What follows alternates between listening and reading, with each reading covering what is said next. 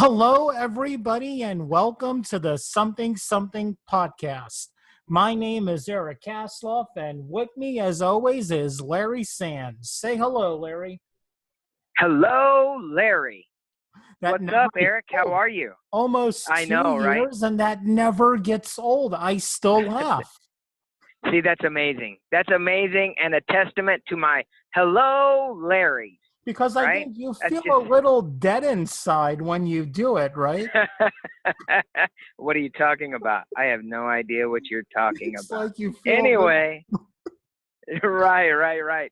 Anyway, first of all, I want to say, I don't know when this is going to come up in the queue, but it has been the hottest in the last 3 weeks here in Los Angeles, Oh, California than it's dude, ever been, I think. People are Jersey melting. hasn't been any better, man. Really? Yeah. Well, it's hot, but it's been humid too. So people are melting and dying inside a little bit. But this is what it is. This is like in Texas. This is all throughout the South. So, and Florida, obviously Florida people are like, yeah, right. Get Yeah. used to it, buddy. But it's been quite amazingly hot here. So how have you been, Eric? Oh man. The heat has been getting to me because, as everyone who listens knows, I have a leg issue. So I have to wear like this giant support sock on my right leg to keep the swelling down.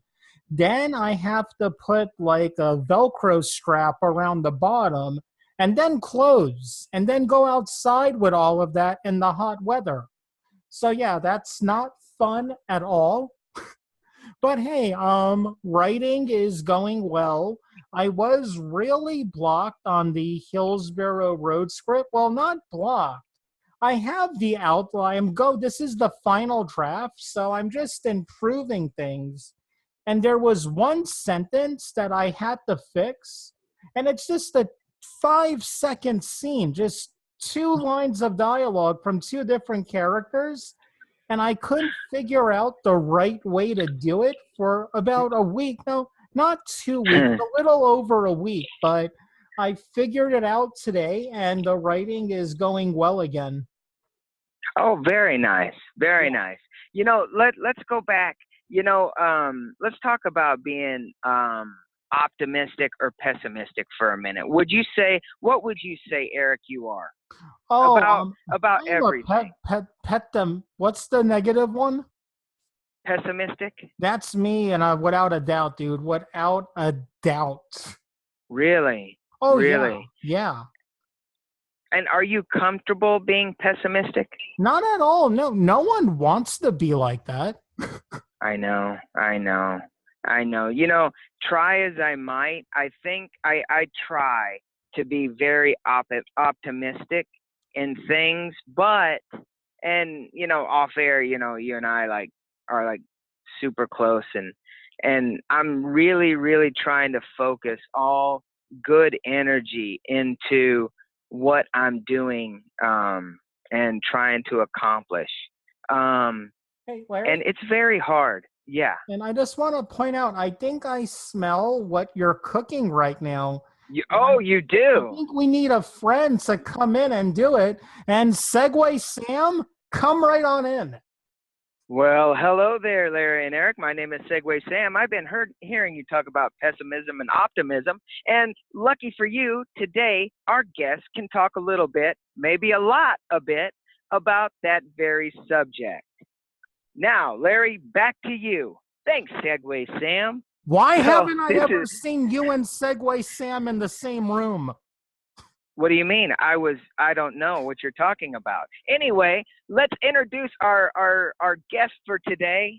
His name is Dan Schuck. Is that right, Dan? Did I say your name right? That's right. You got it. Perfect. Okay. Perfect. Awesome. Perfect. First of all, I want to welcome you to the show. Thank you. Thank you very much for being on and taking the time. Now, Absolutely. you are an author. I am. Correct. I'm newly an author. I've just written my first book. Newly an author. This is very interesting. Awesome. So what made you, since this is a creative podcast, we always like to talk about what you're doing right now in your creative life, but also you're coming from somewhere. So what made you want to write a book? And we'll get into it here in a minute, the name of it, and we'll talk about it, which actually, let's go ahead. It's a glass half empty or half full. And here's the most interesting part. It's a children's book for grown-ups. I love that. So, I love that subtitle at the end, man. That is like the catchiest thing ever. It really Oh, you like it, stands huh? out when you see that. that's very cool. Well, Very cool. the descriptor for actually the format of the book is sort of a Dr. Seuss, looking book with a fish and a little bit of a story. It's really more of an allegory. But let me back up and I'll tell you the story of why I chose to write this. And it's a bit of a sad story. It comes out of tragedy. I fell in love some years ago. That's not the tragedy. That's the great news. And the woman I met, the woman that I fell in love with, had bipolar disorder and suffered from it for her whole life. She was quite a successful film producer in Hollywood. Had a family. Everything was going well. But that's a very challenging disorder, and it gets harder and harder for people as they get older. Medications are getting more and more complicated. And ultimately, about February of this year, after being with Jill for about 5 years, she committed suicide. I lost her just the week before Valentine's Day. Now, this book was something that I was writing for Jill. It was sort of a gift book for Valentine's Day. I was just going to get it to Jill. It was sort of made it out of PowerPoint and was just going to print it out and make a sort of a one-off for her. And then when she passed, I said, well, what am I going to do with this? And here I am. I've published it, and I'm trying to raise some money with it in her honor, of course, but for the Brain and Behavior Research Foundation that researches the bipolar disorders and a number of mental health disorders. So there's my background. There's the story of how this came to be. Wow. Well, first of all, I think that, when you read books and when you listen to music and when you watch movies, I think and whether this is fortunate or unfortunate, a lot of the best work from anybody that is a creative person comes from some sort of tragedy, I think. And whether it be a big tragedy, this is really not, this is weird to say, but a tragedy is a tragedy, no matter how big or how small. But I think some of the most beautiful and productive work comes from a place where we're all hurting inside. So, And first, we I both tell you, want to yeah, offer our condolences and just say that thank you. you've been, from what I could see from the interviews I saw on the webpage, and awesome webpage, by the way, you have Thanks. weathered this storm in an amazing way. I mean, that's one of those situations where, let's be honest, some people don't make it through that.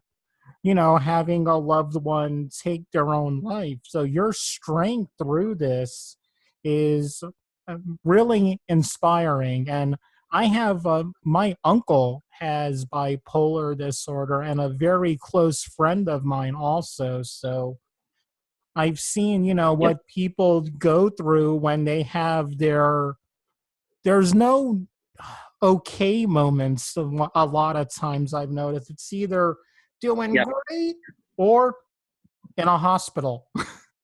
Yeah. Well, one of the things about that disorder is it's not the same for any two people. Everyone's personality gets tangled up in it. These are some of the worst disorders, these mental health disorders that really, mess with the person's personality and get into your very mind. And so it manifests, and you see this in autism and other things as well, right? Where the disorder is actually quite different from person to person. There's some similarities, of course, and some things about it, but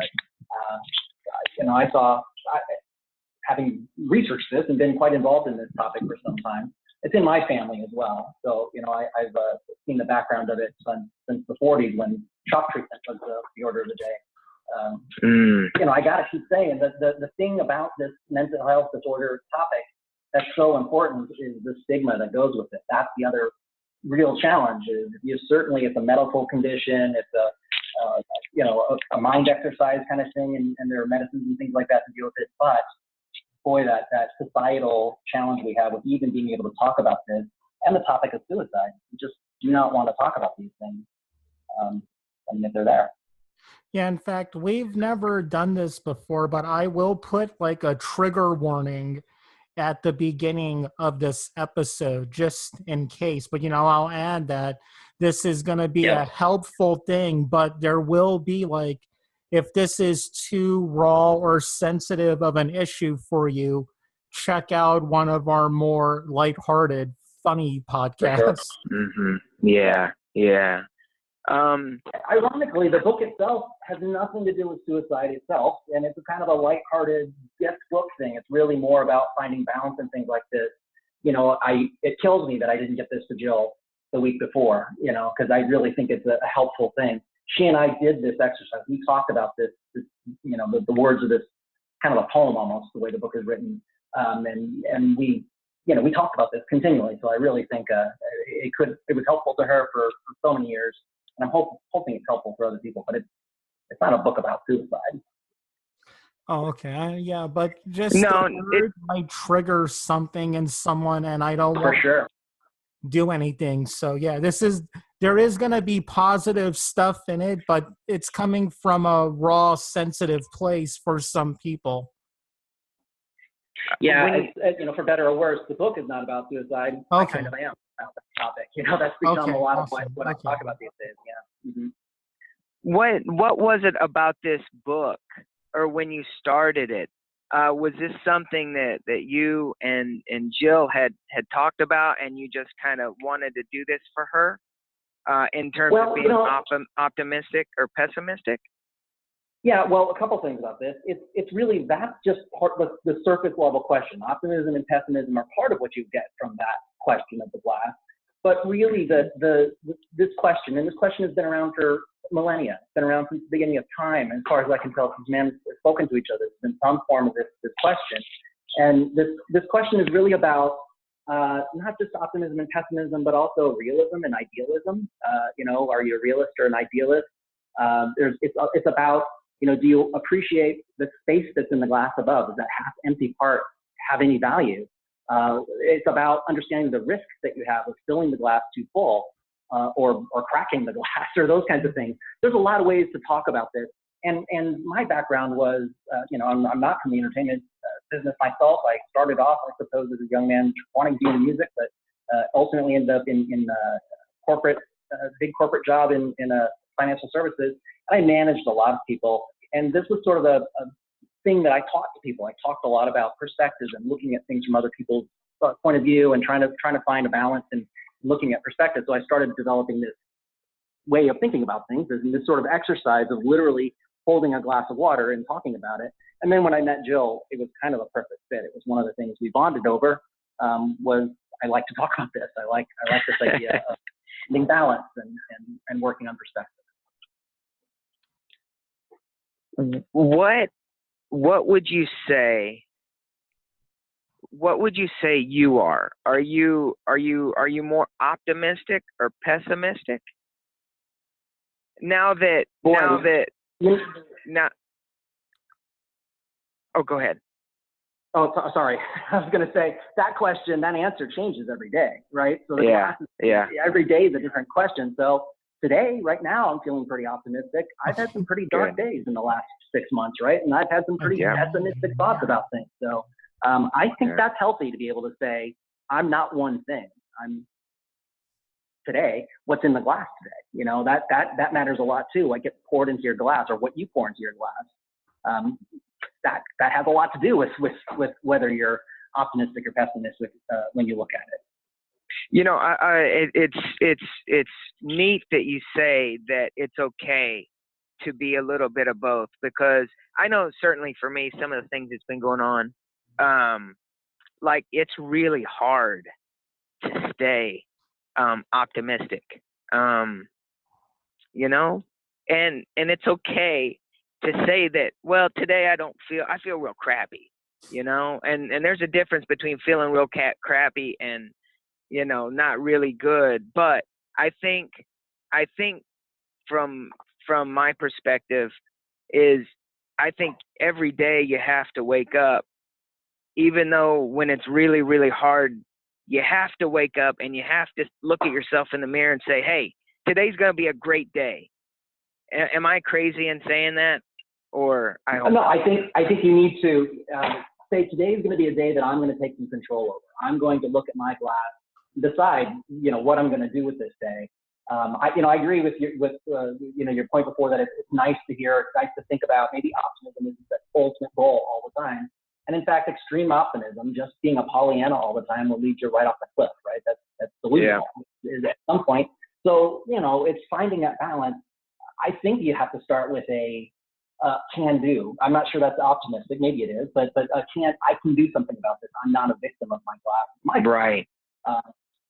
That's part of it. You've got to drink from it, whatever's in there.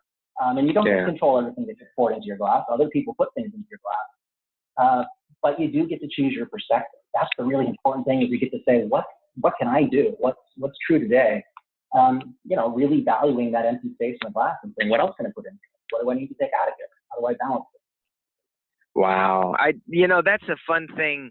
This is the thing about our podcast. Yeah, it's lighthearted and fun loving, and it's all about creativity and everything. But I mean, this is like a really hardcore subject that I hope you don't mind that we're talking about this, because I think this is something that is important to everybody that walks the face of the planet, because they feel not okay, and that it's not okay, that it feel not okay, but and not necessarily you're giving them permission to go, no, I don't feel okay, but you're saying, no, it's okay. How important is it to feel okay, to not be okay? Are we getting too deep here? I don't know. I think I think it's an important sort of societal topic for us right now, because I feel like across not just our country, the whole world, people have gotten so in one camp or another. They're only half. Yeah. They only see things from one half or the other half.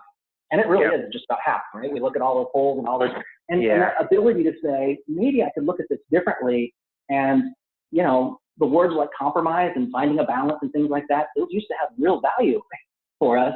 And I'm hoping we find some more value there, because that's how we're going to move forward. That's how we all move forward. Yeah. Yeah. So what I would like to know is, the book was originally supposed to be, like you said, a gift. What made you make the decision that, hey, this is something that I need to try to get out there for everyone? And was that a difficult decision for you to make?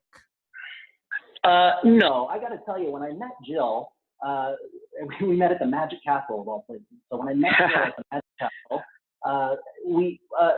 one of the things I told her is, boy, I wish I was a writer. And she never let me forget that. She never let me, forget that that's really what I wish I was doing. And so we worked on a lot of projects together. We worked on, we had a whole treatment about this comic book that I had written when I was a kid about the apostles, and this whole thing that we'd worked on. So I'd been doing some of this kind of thinking. And I actually kind of hoped when I gave this to her that she might have some ideas about how to do something with it. Is it something, she knew all kinds of literary people. So I had sort of had that in mind, that it might be good enough to do something like that with it. I think it's an important message, and so I'd like to, help get that out. And then when she passed, and I had this thing kind of written, I had it already done. The art wasn't done, but I had all the words done, and I had sort of a plan. I just sort of used it as my coping mechanism. To be honest, I used working on this and learning how to work with Adobe Illustrator and all the things that I did to kind of pull it together to sort of get through those first couple really rough months. So it was really therapeutic. You know the word I'm trying to say. Therapeutic. For you. Yeah. I can't talk Absolutely. Today. I don't know what's wrong.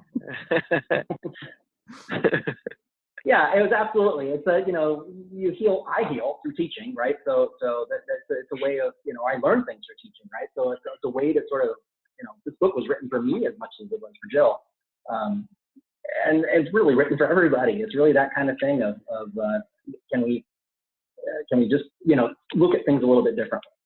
It's a good exercise. It's a good mental exercise. Well, you say the book's an allegory, so tell us like exactly, what the book's about, like, like that.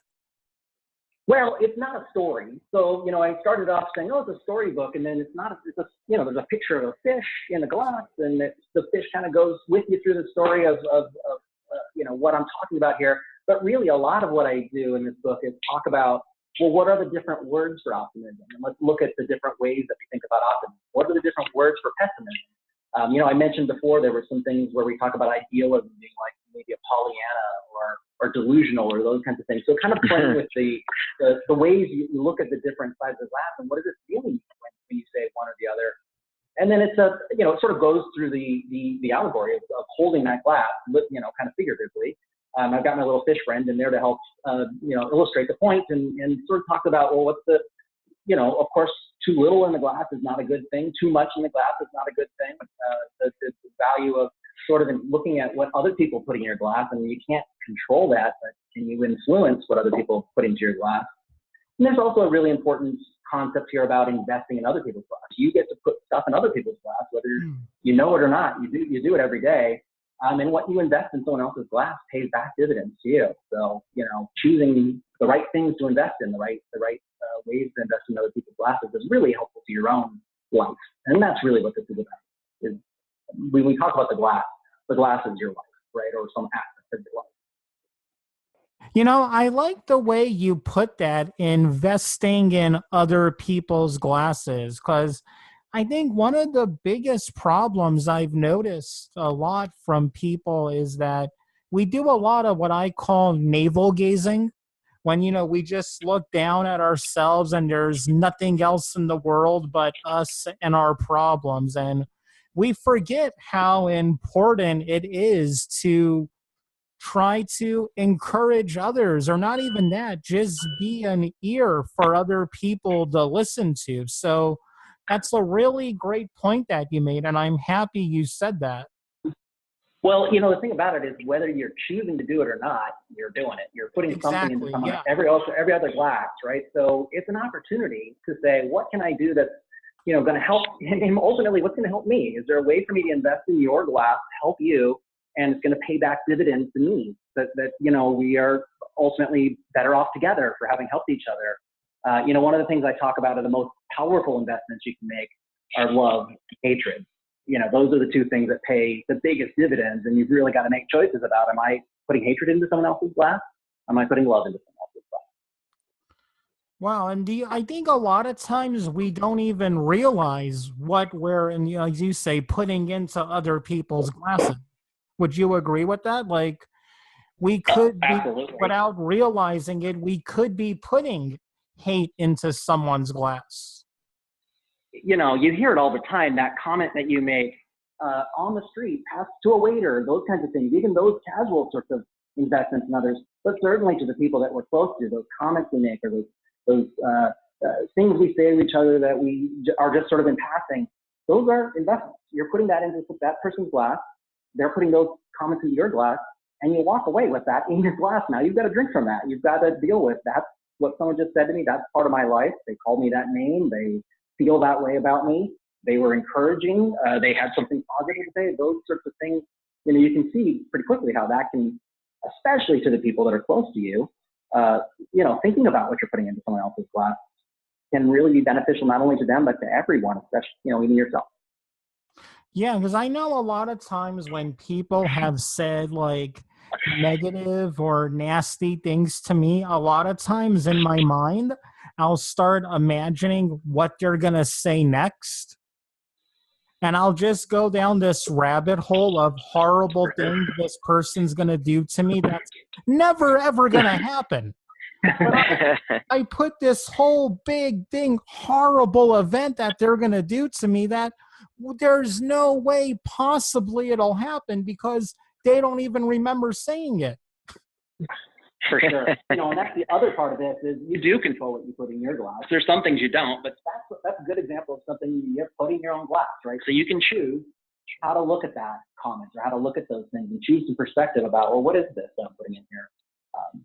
Do I want this in my life? Now, is this something you see just as a book, or like speaking engagements and motivational type stuff? Because that's what you sound like to me as I'm talking to you. I could totally see That's you doing stuff like Yeah, that's more of what I've done with this. Honestly, as a kind of a corporate leader in a big company, I had a number of people reporting to me, and to different times when I would talk to big groups of people, and this was often the type of topic, if not exactly the topic that I would cover. So yeah, I've got a little experience, and as you can tell, a little passion around this. The book is maybe a way to get it out there. It's a fun way to talk about it. It's a heavy thing, so putting it in this children's book format makes it something that you can kind of get without having to read a huge 2,000 block word book to try to get this concept. I think you can get through this in pretty quickly. So hopefully that's a way of doing it. And then sure, I'd love to go speak to people about it where I can. Would you say that again, one more thing. Would you say like this was an all age book, or is it purely for grown-ups? Oh no, it's really an all-age book, and in fact, I had a lot of take-up. Can you speak closer to your phone, please? Oh, sorry. Oops, can you hear me now? Yeah, much better. Okay, sorry. Yeah, it was. It really is an all-age group, and it's really, one of the places I had some take-up on the book was around graduation this last June. It's actually a pretty good book for a recent graduate or someone like that. So it is useful. I think young adults, especially, who have a lot of these kinds of questions about life, certainly helpful for them as well. Yeah, I could totally see graduates getting 2 books when they graduate, like, oh, the places you'll go, and is your glass half empty or half full? Yeah, that sounds good to me. That's perfect. To go back to the comment that you made, like right before this one, I think the simpler, the better, because it's like you were saying, everything these days seems so complex. For some reason, everything has to be so hard to make it so simple. And if it was so simple, why do you have to make it so hard? But I think just by you breaking it down and putting it in this, not only this form, obviously, for those of us who love simple things, but I think the easier the better. So because the message, it's whether you write a 20,000 page book or a 4 or 5 page book, the at the core is the story and how simplistic the message is.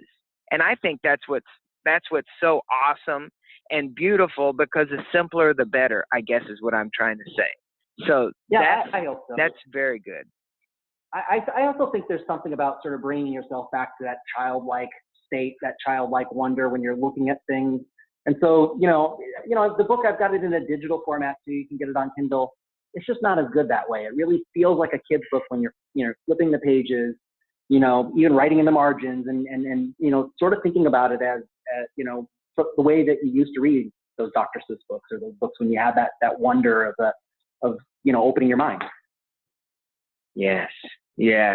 And let's go back to, now that you're at this point, because I'm with Eric, I think, and it's like, this ties in with you filling other people's glasses.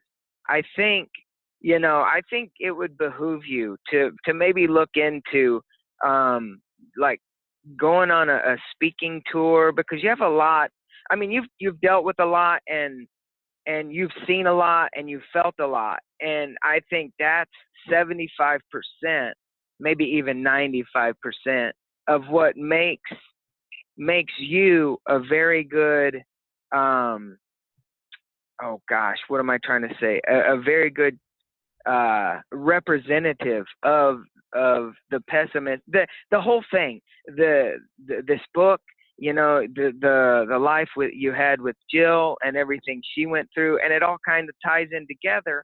So I really would. If I were you, I would start looking into that ASAP, because you can fill a lot of glasses that way, and I know you're filling my glass, even though I don't it's just, so first of all, I thank you. I'm kind of I'm kind of speechless. Yeah. So just thank you for talking about this and talking about pessimism and optimism and just going there, because I think, I think people need to talk about it more and just get it out. It's Absolutely. it's very healthy. Yeah. Yep. Yeah. Yeah. Yeah. So, and I'm just sitting here, because again, whether it's a movie, a song, a book, people that are the creators of whatever they're creating, and that's why music inspires people, books inspire people, because everybody goes through the same type of pain and happiness, and it's just, actually, I should say, this has kind of been tugging at me. My wife is really good at asking people, how is your today, and engaging people everywhere we go, because it just popped into my mind, and in my conscious, of why she does that, because she's filling people's glasses. And I think Absolutely. It's a wonderful thing. I think it's a wonderful thing. I really do. And especially what you're doing. Yeah. Yeah. And I mean, just hearing you, and I'm so sorry, I'm kind of gushing and going on, but I mean, you really inspire me to look and be okay with how I'm feeling throughout my day and the stuff that I'm going through. So, I mean, geez, if you can reach me just in like this 15-20 minutes we've been talking to you, man, you got to bottle up what you've got, and you got to just get it out to people. You got to shake it like a Pepsi and just open it up and just let it go, because you're like a little volcano, man. Thank you.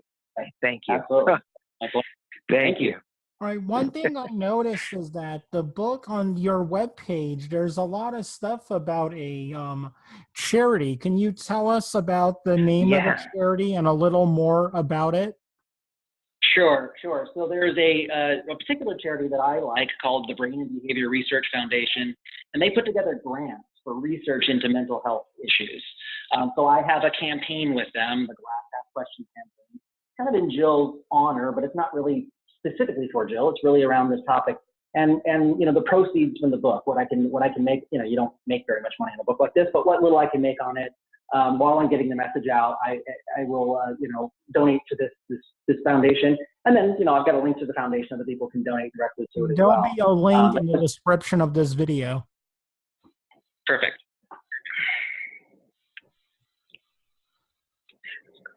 Sorry, so tell us. Like you mentioned, my website has got that link too. And there's some other things on there too, some different ways that I, blog about this and sort of talk about it in other ways. So that Glass Half Question website, glasshalfquestion.com.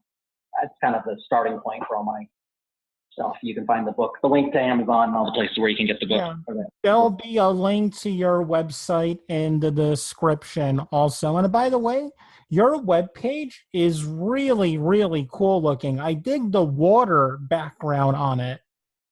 Yeah, I like kind of slow motion water. Yeah, I like that a lot.